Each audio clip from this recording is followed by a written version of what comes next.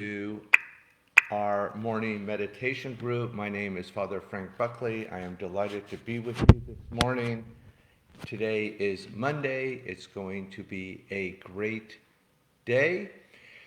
This is a three-part program. If you're new to the group, it has three parts. We always begin with a little inspiration to get us started for the morning.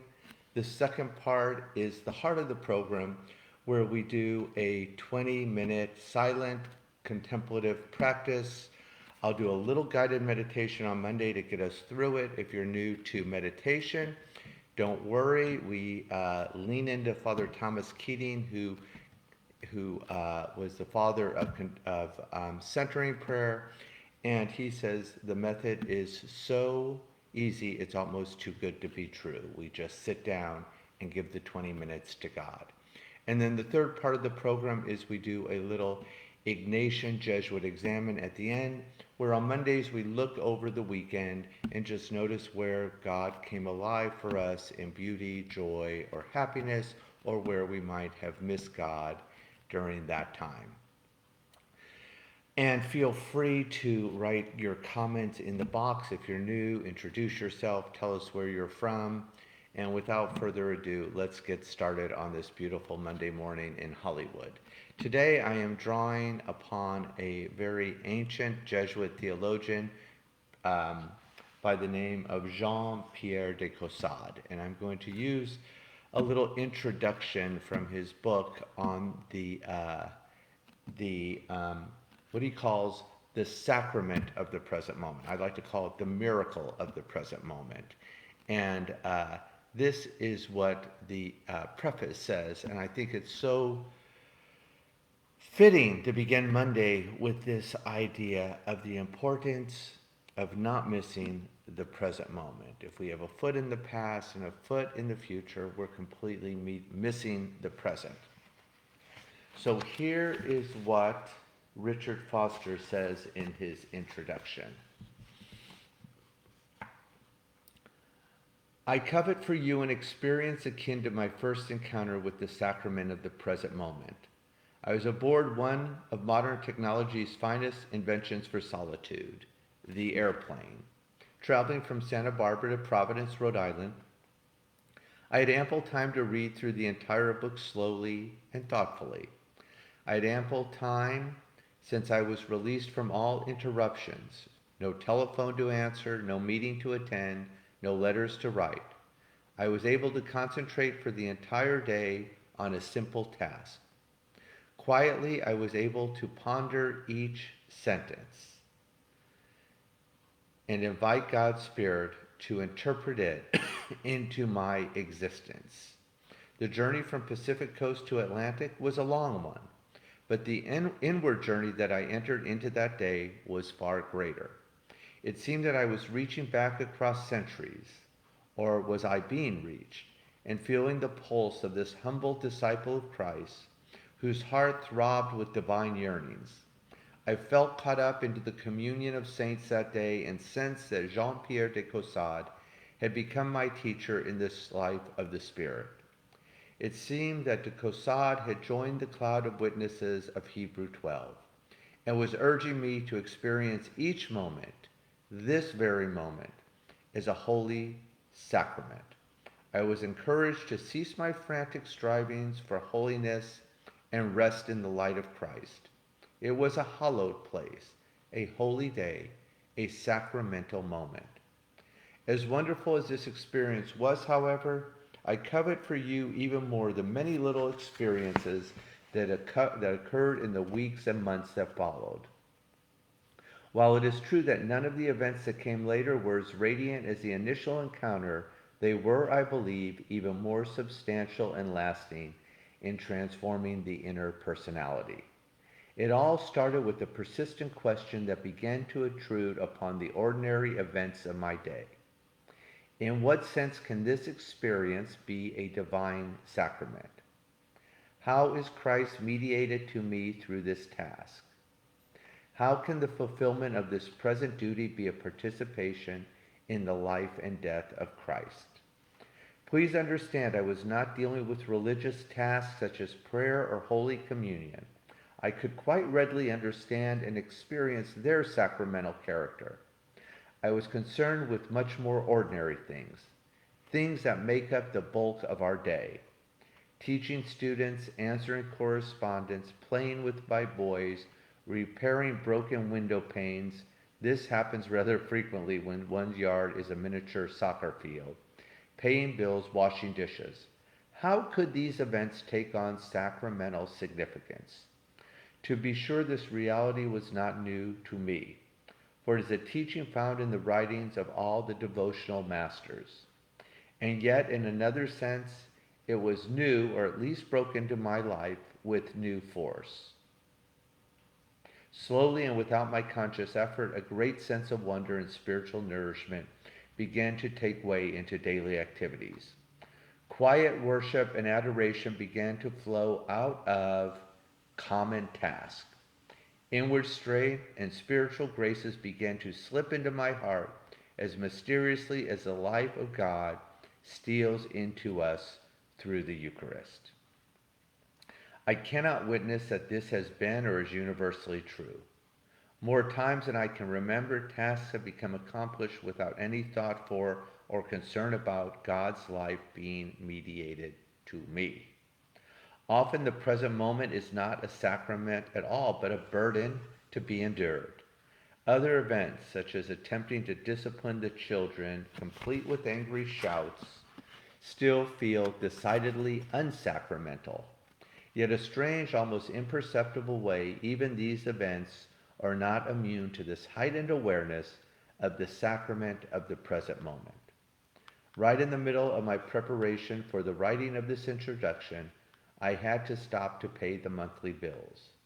This, I thought to myself, will be the test par excellence of experience each moment as a divine sacrament. You see, there are two things I utterly detest. One is paying the monthly bills, and the other is being interrupted in the middle of a writing project. Now, I cannot say that I finished the bills in spiritual ecstasy, but I did finish them, and I think with a measure of grace uncommon to that duty. All of us, from the youngest to the oldest, from the least to the most gifted, can enter this journey into spiritual life to which de Caussade calls us. It takes no special talent, only a yearning to know God and to walk with Him. It is a direct and straightforward summons to holiness, the invitation to know the sacrament of the present moment. Perhaps the reading of this little volume, penned by a rather obscure French Jesuit in the 18th century, will be the catalyst that will set you on the wonderful lifelong adventure of self-abandonment to divine providence. Thank you, Richard Foster, for that reflection on the sacrament of the present moment and Jean-Pierre de Caussade. I personally cannot recommend or have experienced anything more helpful than entering the present moment than a morning practice.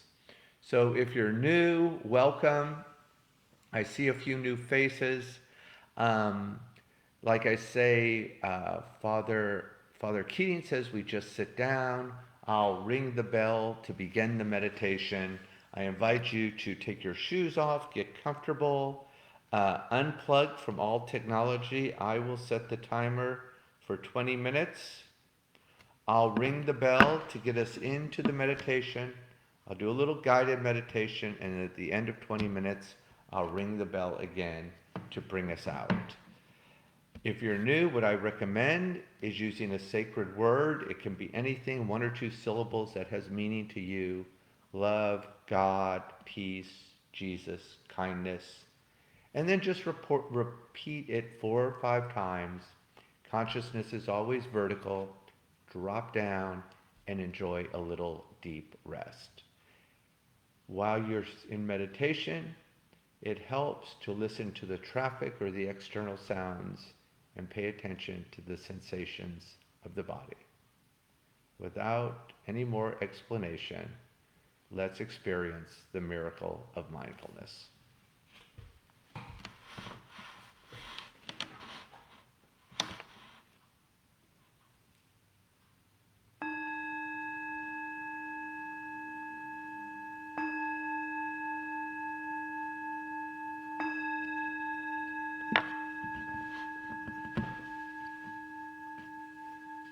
Listen, listen, the sound of the bell returns us to our true home.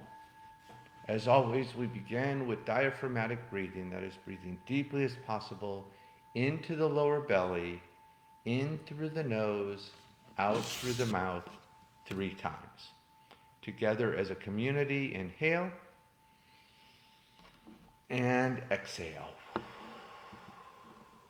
Beautiful. 2 more times. Inhale and exhale. Last time, deeply as possible. Inhale and exhale. Continue to breathe on your own. Take the attention to the body. Feel the feet pressed onto the green earth, our mother, and just notice how solid she feels beneath you.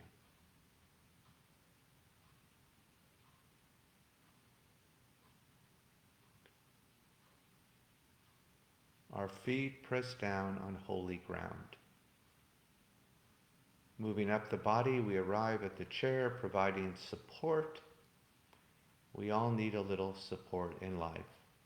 Let's reflect on where we felt a little support this weekend.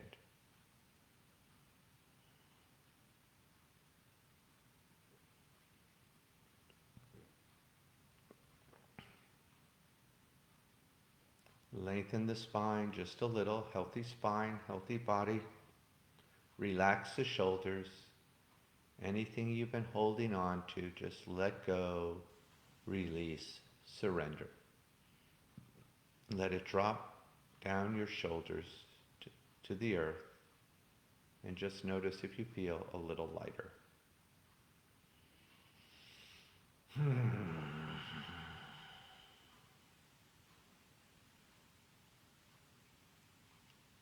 Take the attention to the front of the body. You can touch your heart if you would like.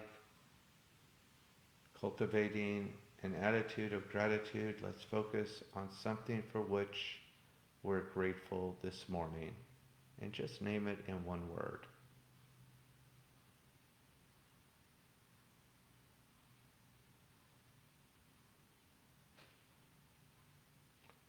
Gently place that word towards the back of your heart, and as a community, let's breathe into the gratitude. Together, inhale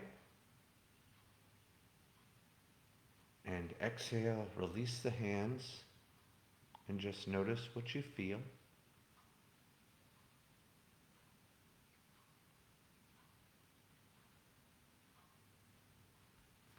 Finally, we arrive at the head, the forehead, the area between the eyebrows, the seat of intuition, that place that always tells the truth, and we focus on an intention for our morning practice. Something we desire deeply in our life in this moment, being courageous enough to ask God for something great and beautiful today.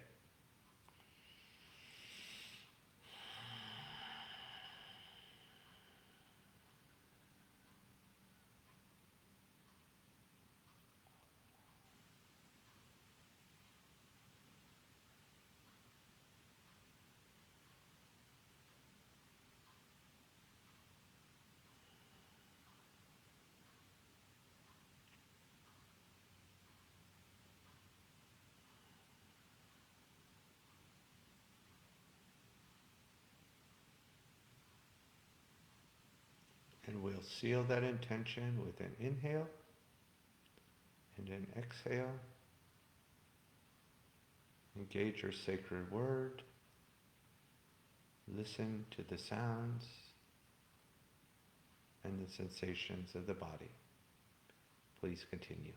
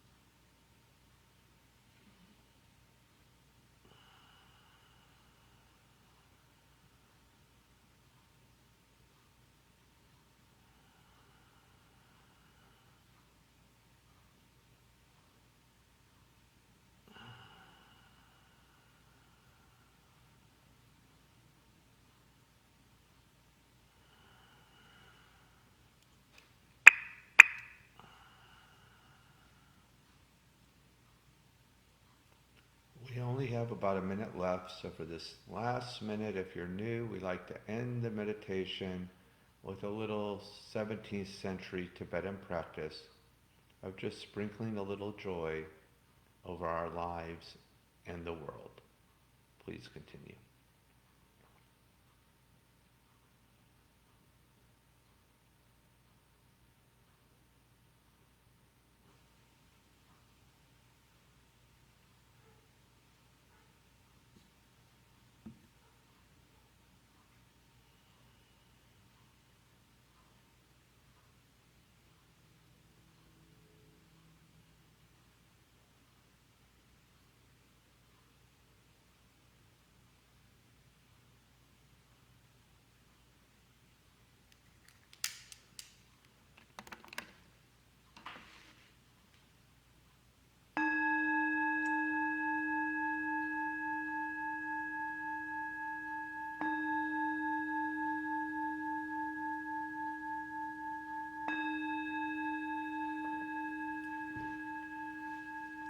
Very gently bring your attention back to the room. If the eyes were closed, you can go ahead, open the eyes. Let's circle the wrists a little one way, then the other. Little stretching, inhale, raise the arms up. Lean a little to the left, to the right. Shake out anything you've been holding on to. And that will move us into our examine for the morning, where we just, in the spirit of St. Ignatius, we look over the last weekend and we just notice where God came alive for us or where we might have missed God.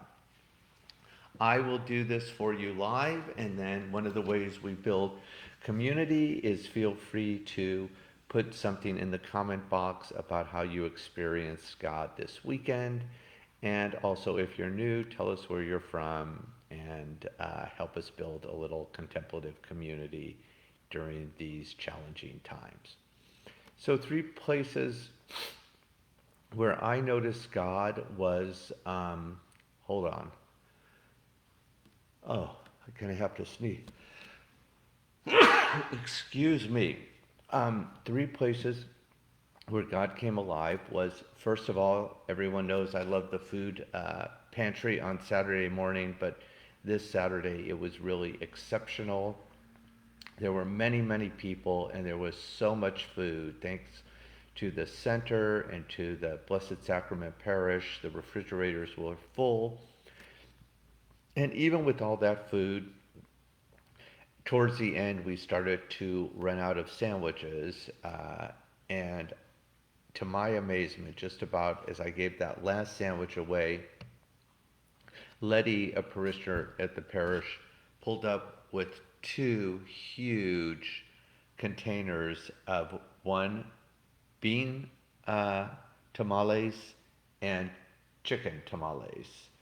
And everyone got, actually, like Dorothy Day said, the loaves and the fishes, always room for one more. There was more than enough. So it was really an amazing Saturday morning. Second, last night, one of my favorite things in the whole world is my dad's side's Italian.